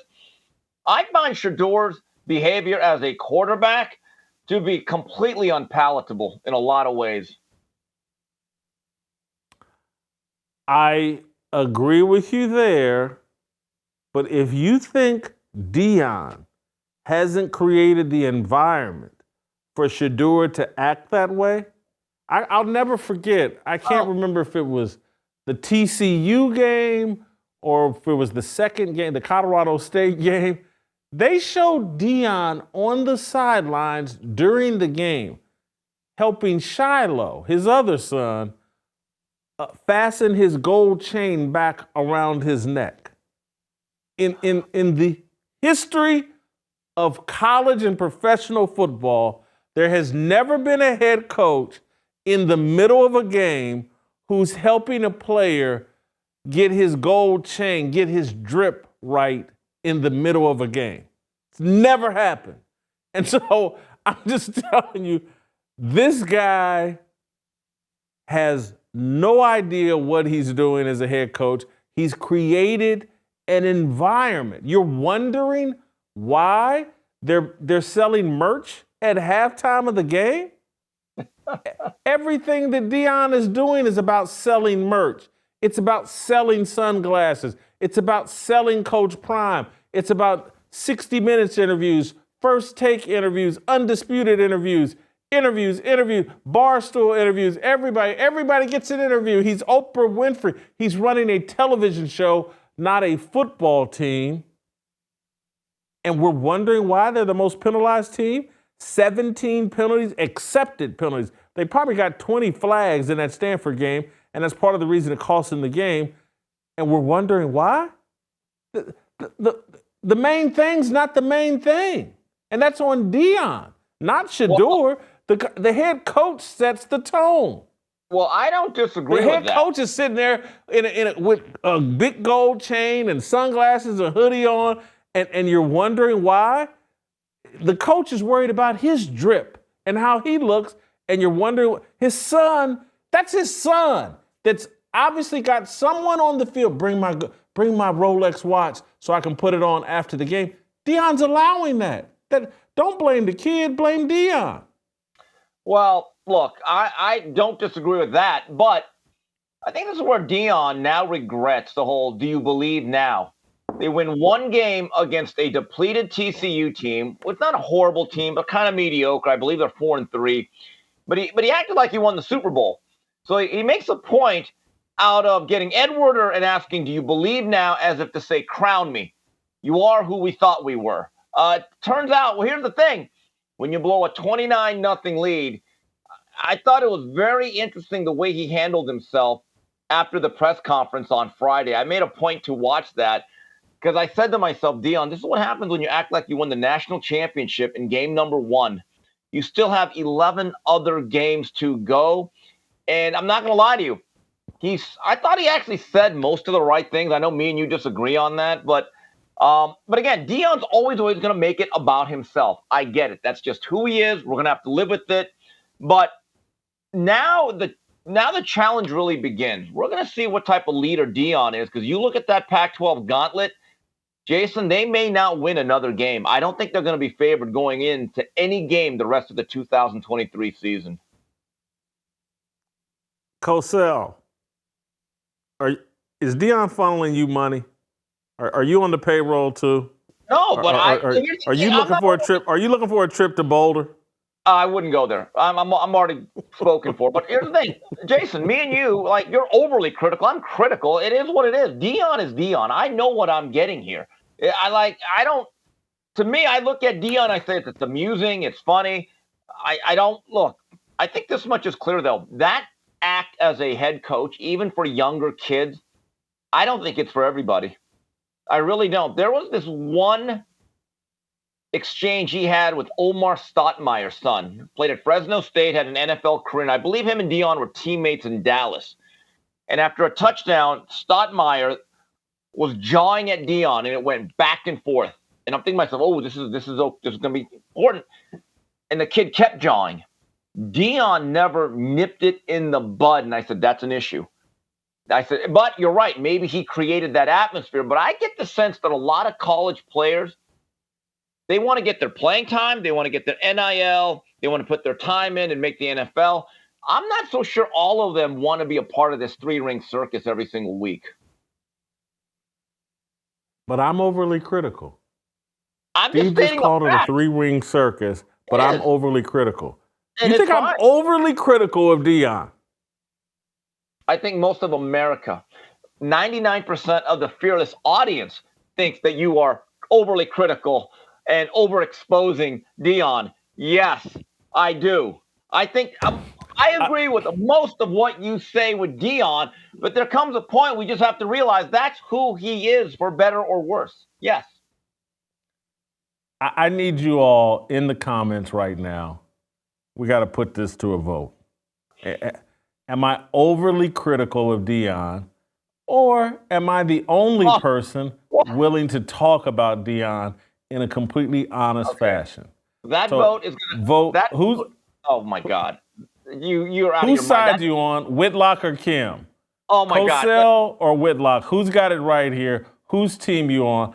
I don't think I've been remotely the only. He's the most talked about thing during the football season, and so I talk about it in an honest way.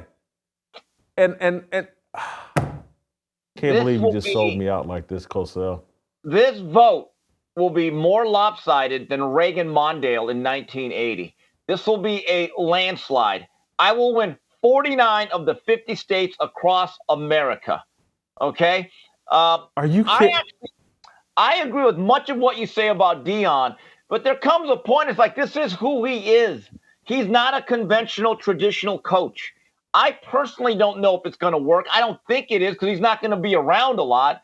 But my God, I mean, it is what it is. That's who Coach. Let me ask this question then. Let me ask you this question then. I just want to check and see where you're at on me. So I'm going to ask a different. Are you someone that think I'm overly critical of LeBron James? No, but we don't talk about him every day either. It's not NBA season. Right, and I hope we never talk about the NBA every day, because then we would bore most of our audience. You want to lose most of your audience? No comment section? Talk NBA every day starting in mid-November. Try it. See what that does to our ratings. Yeah, you agree. See, you agree. What, Cosell, what did I talk about yesterday? You talked about that situation. I think it was Megyn Kelly the bundle. Yeah. The bundle, yeah. Yeah. Basically, Israel and Hamas. And, maybe I made a passing comment to Dion about that. But, if you go back to Friday, this whole narrative that I talk about Dion every day just isn't true. We're going to have to I have to go through and have Hadley or someone tell me. There was a time where 2 or 3 times a week I talked to the show was about Dion at the start of the season. But now I probably talk about Dion once, twice a week. You literally called it at the beginning of this segment, our daily dose of Dion. Which, by the way, see, now here's the thing. I don't even mind that. But to me, I don't expect Dion to be perfect. We are all imperfect, okay? I accept what Dion is. I know what this is, okay? It is a novelty act. I don't know if it has staying power, but I'm curious. But I still agree with much of what you say, but I'm telling you, Dion has his own methods. I'm curious to see how it plays out. Hop in the comments on YouTube. Whose team you on, Whitlock or Cosell? Do I talk Dion too much? If you're listening on Apple, leave that in the reviews. Do we talk about Dion too much? I've tried to explain to you why Dion's important, why I talk about him. It's a great way to look at idolatry and how it plays out. But you guys be the judge. Send me emails, fearlessblazeshow@gmail.com. I cannot wait to hear from you all on this. And also, make sure you're spamming me with those 5-star reviews on Apple. Seriously, because we got spam the other direction. They reduced our rating from a 4.9 to a 4.8, and I want it back. Do all that. Also, if you like this content, you need to support one of our great sponsors like Bank on Yourself. If you want to grow your retirement nest egg without government interference, go to bankonyourself.com/fearless. That's bankonyourself.com/fearless. Steve, I'm not done with you. There's some other things I want to talk about. Caleb Williams. He's going let me see if I can bring Dion into this. He's going the Dion approach and overplaying his hand. There's rumors that Caleb Williams wants an ownership stake in whatever team that drafts him. This rumor even being out there. I hope it's not true, but it smells like Josh Rosen talking about the 9 teams that didn't draft me all made a mistake. Woo! This kid's putting a lot of pressure on himself, or his agent, or someone's trying to damage this kid. I don't know what's going on here, but what do you think of Caleb Williams allegedly wanting an ownership stake in whatever team drafts him? Well, first of all, I hope it's just a rumor. But you know the only thing he needs to own, Jason, is that first half performance at South Bend.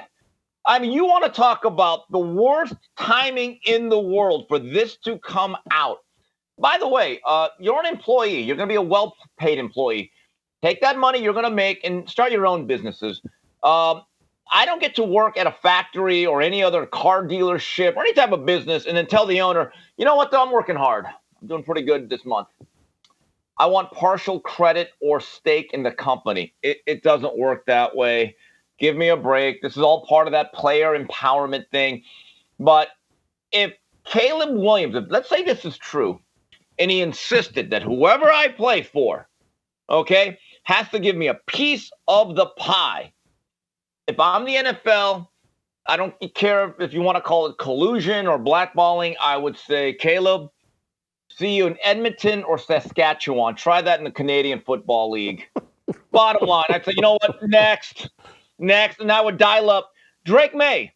Drake, do you just want to take a few tens of millions of dollars, but you don't want any stake? Or Michael Penix, you good? Okay, come on down. I'm sorry. I don't even play this game. It's over. I agree with you that the painted fingernails were enough for me. The questionable deep ball was enough for me. He's not having, I don't think he's one of the top 5 Heisman candidates right now. He's not having a great season this year. Some of the shine is coming off Caleb Williams, but he's making a bunch of NIL money. That's another thing that would scare me if I'm an NFL team. It's like, oh, once the guy starts making real money, his play has slipped. And now he and his agent are talking about leveraging the team for ownership. That's a big, these are all red flags to me that say stay away. And, you know, it sounds like baby Kyler Murray, and I wouldn't want to be making that mistake if I was an NFL team. I'm a little bit afraid of Caleb Williams. The shine has come off of USC's Heisman Trophy winner. Steve, did you see the LA Chargers fan? Why can't I think of her name? But she went viral, a little Asian woman. Maybe her name's Amber or whatever. Anyway, she do we have it? Yeah, there she is, celebrating everything. And what's funny is, I don't know if we have this picture, I think they're saying she hit the transfer portal, that she originally was a Minnesota Vikings fan, and now she's all in on the LA Chargers, and they kept showcasing her on Monday Night Football. Then she ends up on the Pat McAfee show on ESPN. Is this legitimate, or are you buying a conspiracy? This is a Asian version of Taylor Swift, another way to try to draw female football fans into the NFL. Well, first of all, I want to clear up a couple rumors on my end. We're not related, but yeah, you know, I'm watching that game, and I'm looking at this Crouching Tiger Charger fan. Shout out to Hawk Nation. I'm thinking, wow, she is really excited. And I'm thinking to myself, poor woman. Being a Charger fan, you're going to be let down. Can we be honest about something? Justin Herbert is the anti-Jerry West. He's Mr. Unclutch. And I'm thinking to myself, that lady might commit suicide. Until you fire Staley and get him a coach that can lead him to close victories, that lady may offer herself. She seems hyper-emotional. But yeah, I guess Matt Leinart, of all people, yes, the Heisman Trophy winner, has cleared it up and vouched for her story, that she's actually a transplanted Minnesotan who moved to the OC, who just decided to also become a Charger fan. So she has split loyalties. I accept it. Yeah, right there. Wow. You got Kirk Cousins on one. She hit the transfer portal. Yeah. She did, but think about your two quarterbacks, your two situations. You got Kirk Cousins and you got Brandon Staley. There has to be some frustrated Sundays. But if you're a Charger, if you're the LA Chargers, you don't care because there's almost no fan support for either franchise, to be honest with you, them or the Rams. Jason, from 1995 to 2016, we did not have NFL football here in our city. And you know what's funny? Our city moved on. It was not a death sentence. We all kind of went on with our lives. We watched a lot of other football games from out of market. We developed loyalties. So what is happening in LA does not surprise me because there is no brand loyalty. I mean, for the Rams and the Chargers, I find this fascinating. I don't think we have a true home field advantage at SoFi Stadium. Every game is like this great trip to the West Coast, and the Raiders are going through it really a lot in Las Vegas. They're essentially playing almost 17 road games because I watch some of these games when they're on, when I'm off the red zone, and I'm watching like the Rams, except when the Cardinals play, right? But the opposite team or the opposing team will make a first down, and you hear this cheer, and I'm like, wow, they're on the road. They're at home, but they're on the road. So God bless that young lady. I would try to find another team because life is too short. Good grief. Steve, I want to move on to a trend that I think is happening in the NFL. There seems to be all these fights that are happening among fans, and I can't figure out if this is real or if it's a deal where social media just puts it in front of our faces, and so we feel like it's real. But, man, do we have the video of the melee, I think, at the Chargers game? I mean, it almost looked like a comedy routine or is this real? This is what they're doing at Chargers games? And I think there's been a pretty big fight at a Bears game this year. And so I can't make sense of it. Is it just we have cell phones now and so we see this stuff? Or was this always going on at football games and now we act like it's out of control? Because I've seen Mike Florio and other people, I think, tweet about this and say the NFL needs to get involved and do something about all these incidents going on with fans. What's your take? Well, I think all of that is true. It's always gone on. Now it is heightened by the reach of social media and camera phones. The Niner games, I never knew how violent the Niner games are. I read about the situation at Levi Stadium a few years ago, and I was stunned. I mean, I always thought of the Niners as like kind of a wine and cheese crowd in the Bay Area, but that Red Army throws down. Now, as for what happened on Monday night between the Chargers and the Cowboys fans with all those hombritos, what a shame. Anytime I see Mexicans throw down, I think of Marco Antonio Barrera, Eric Morales, Juan Manuel Marquez, Saul Canelo Alvarez. What an insult to Mexican fighters. All of you Jesuses and Jose's and Lupe, you ought to be ashamed of yourself. My God. Go to a local gym, hit a heavy bag, and come back in November, and I better see better form on those right hands and left hooks. That's all I'm going to say. Shameful. Shameful. The name of your high school is escaping me right now, but are your boys... LA. Yes. Montebello, is that right? Yeah. Yeah. Are your boys at Montebello, are they good with you throwing them under a bus the way you just did? What are you talking about? They feel the same way I do. Okay, I'll just say this. In East LA, our hombritos know how to like hook off a jab, double a jab. That is embarrassing. So it's bad enough getting into a fight. That's kind of bad. But Jason, on a serious note, there needs to be some rules and legislation or laws put in by the National Football League. You'd have to get all 32 teams together and say, look, if anyone assaults another person or gets into a skirmish, we need to go and prosecute them to the highest extent of the law. We literally had someone die this year at New England, okay? A lifelong Patriot fan who got hit, he got struck, and he died. So when people say, well, what are they waiting for, someone to die? That has already happened. And it kind of reminds me, the old Veterans Stadium in Philadelphia, Jason, this shows you how rabid the Philadelphia fans are. I remember they used to have a courtroom inside the stadium. Remember that, Jason? In the bowels of the stadium, they would actually have a court. So a fight would break out, a guy would get drunk.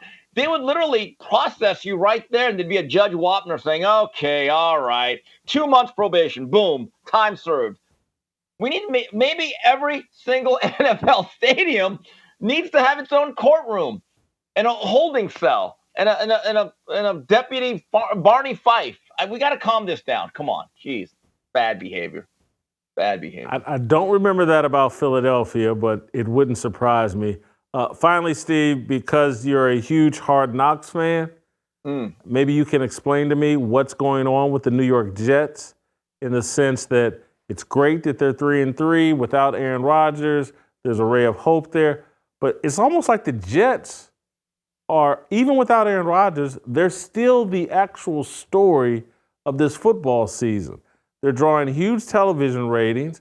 It seems like Zach Wilson has turned into this great underdog story, and people are rooting for him, and people are rooting for the Jets. I know you've been following this since Hard Knocks. How do you explain the fanfare and the interest and the attention that the Jets have kind of become America's team? Well, I wouldn't say they're America's team, though. That's a little hyperbolic. There's some interest in there because there was a great buildup because of Aaron Rodgers. And now that Aaron Rodgers is kind of trotting onto the field and tossing around the Wilson leather, there's hope. Like, wait a minute, hold on. If the Zach kid can just get us to 500 by early December, miracle of miracles, Aaron Rodgers gets touched by Benny Hinn, and all of a sudden, oh, God, he's back. But I don't get the sense that he's this great underdog story that's become America's quarterback. I really don't. He's a young kid that is probably a likable teammate, and I think that's important, who has probably mended his ways in terms of work ethic, and maybe he's won over the locker room. And on his national primetime slot, I thought he played pretty well against Patrick Mahomes and the Chiefs. They probably may have actually outplayed him. So he's giving them a glimmer of hope that maybe this season can still be salvaged. But I don't know. When I think of America's team, if you look at the television ratings, it's still pretty much like the Cowboys and the other teams that you think of. But they're an interesting story. But Zach Wilson is nothing more than a placeholder, hopefully, for the return of A-Rod.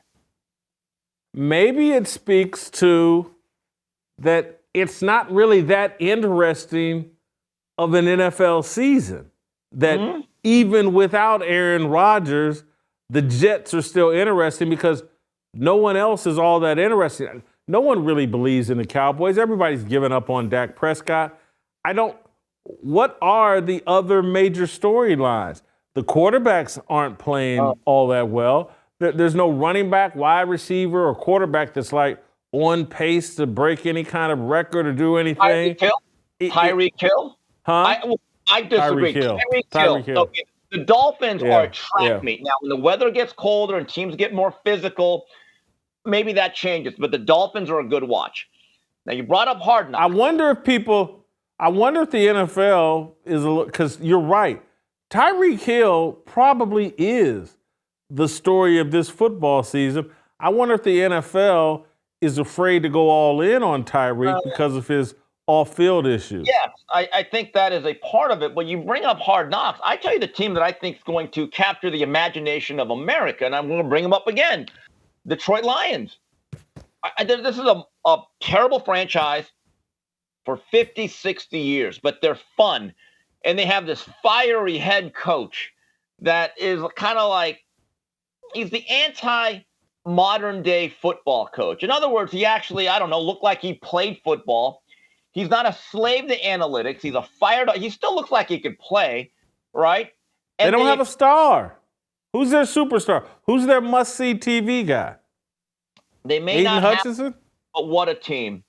What a team that they have put together. And now that Jamison Williams is back on the outside, who's going to stretch defenses and take the top off. Jason, I said this earlier to Coach JB and Smitty. The Lions, in my view, are going to win at least 12 to 13 games. I think they're that good. Barring injuries, if they can get some running backs healthy and get Jahmyr Gibbs back, this team is a real threat. I'll say it again. I might regret it, but if they stay relatively healthy, this team with their storyline, their style of play, they could become one of the big storylines of the National Football League. So the more I talk about this and think about it, and I'm not saying this to be funny or even cliche, but it's like Taylor Swift and this Chargers fan. Oh God! They've been the biggest. They've been the biggest stories in the NFL this year. Yeah, I mean, guess. Seriously. Yeah, I mean, look, Taylor Swift can go to a National Hockey League game, and then, you know, she'd be the biggest story. And I get it. She's beyond football. She transcends sports. I think there are a few other storylines. I always think the Cowboys will be compelling because there's expectations and it's Super Bowl or bust. Can Jerry Jones win one more Lombardi? The continued development of Brock Purdy, he's going to be so analyzed because there's a great debate. Is he purely about the system? Can he play without a supporting cast? And can he actually win you a game? Because every week on these shows, including ours, we're going to consistently talk about Brock Purdy. How did he do this week? Now, we may not talk about it as much as a certain football coach in Boulder, Colorado. But again, we're going to be talking about Brock Purdy more than once or twice. I think there's some other interesting storylines out there, actually. Well, look, the other storyline that isn't getting the level of attention maybe it should, or maybe I'm just not paying attention to the fall of Bill Belichick and the Patriots. No one could see that. And then the other thing, the story that the mainstream media, I think, seems to be ignoring is just the collapse of offensive football in the National Football League. That should be a story. But this is a deal where the leagues and the TV networks and the media outlets, they're so in bed together that they avoid the negative stories. When people thought there was a problem in the NBA with they're not scoring enough points, the media talked about it and would cover it. The NFL is having that issue, and only the podcast world is talking about it. Is ESPN covering this? I haven't seen it. Yeah, well, I don't watch a lot of ESPN, to be honest. But, Jason, when you going into this Sunday, I'll be looking out for this. I should be home from Miami by then. But going into the fourth quarter of those early games, all right, or even the other ones, see how many games are into their 20s in the fourth quarter. So you have the halftime and you have the third quarter. So you're 3/4 of the way done. Watch how many teams are actually in the 20s in terms of points. I think there's a particular trend, and it's not going to stop anytime soon. They'll all be in the teens. They won't be in the 20s. All right, Steve, I'm done with you. Enjoy Miami. That's the last time we'll see Steve this week. He's headed to the U to see a disappointing Miami team probably get clobbered by Clemson. Good luck with that. All right. See you next time, Steve. See you next week. That's it for us. Play some tomorrow, and we'll see you tomorrow. Looking for a breakout, feeling like a standoff, nothing in life like freedom. Came in like a fighter, striking like a ladder, making all these moves for freedom. I want freedom. No negotiation, my sister, no relation. We all just wanna have freedom. Sitting on a corner, never been alone. I'm breaking my back for freedom. Blessed, we are living, get back. We are receiving, all deceiving. We all wanna be free. We want freedom. I wanna be. I wanna be. I wanna be.